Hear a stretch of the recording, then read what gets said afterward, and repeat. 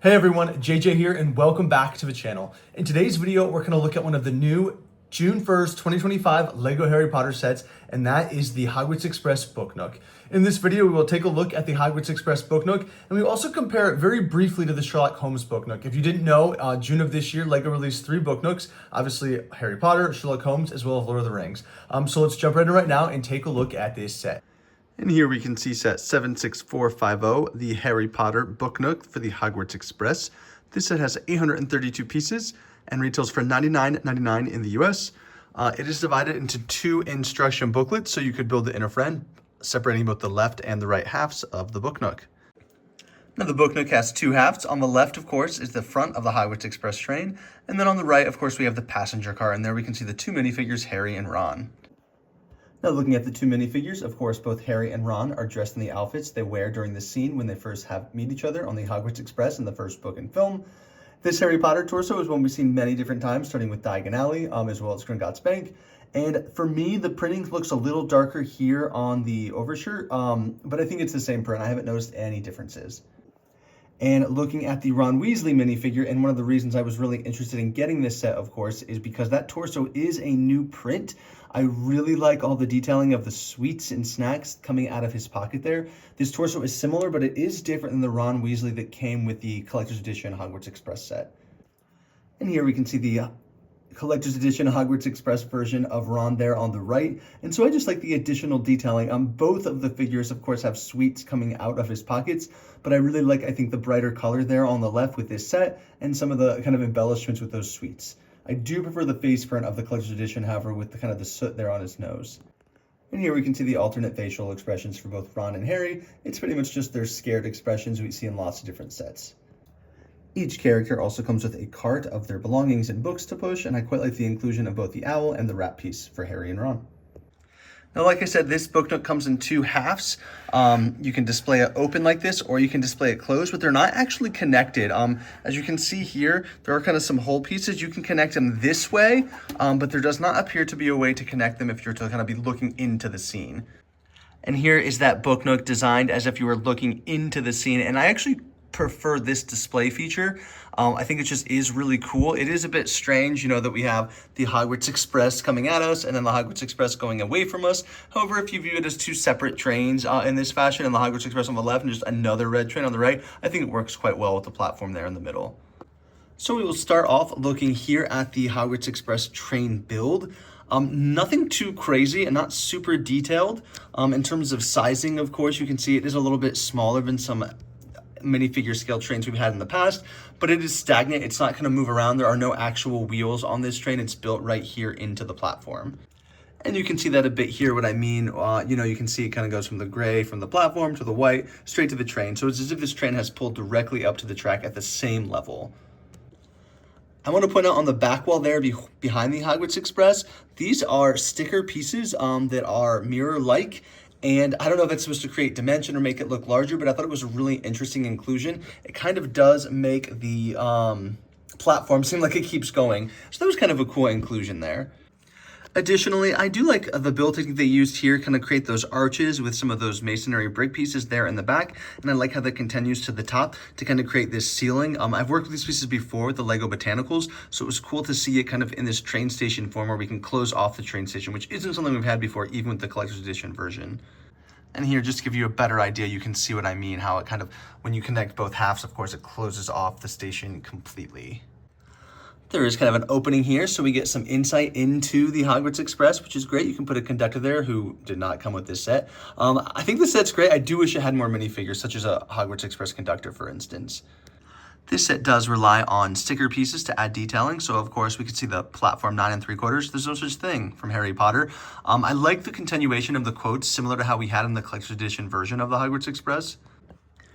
Here we could also see a Wanted and a Lost poster. I think the Wanted poster is Fenrir Greyback, and of course you can see the sticker there on the clock, as well as the Hogwarts Express here in the front.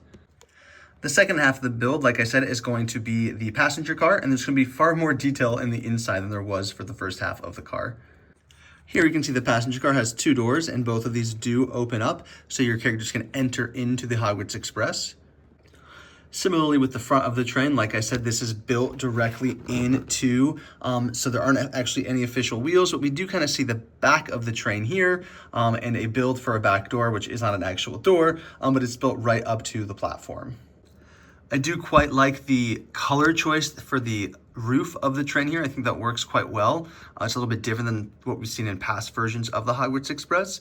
And similarly, again, I like how they kind of close it off with the roof as well as the backdrop for the actual train station. Of course, we have a sticker piece here for the platform 9 3/4, and there's also going to be a sticker there on the side of the Hogwarts Express, Hogwarts Railways, just identifying the train. And again, we also have a quote from Ron Weasley, "Do you really have the scar?"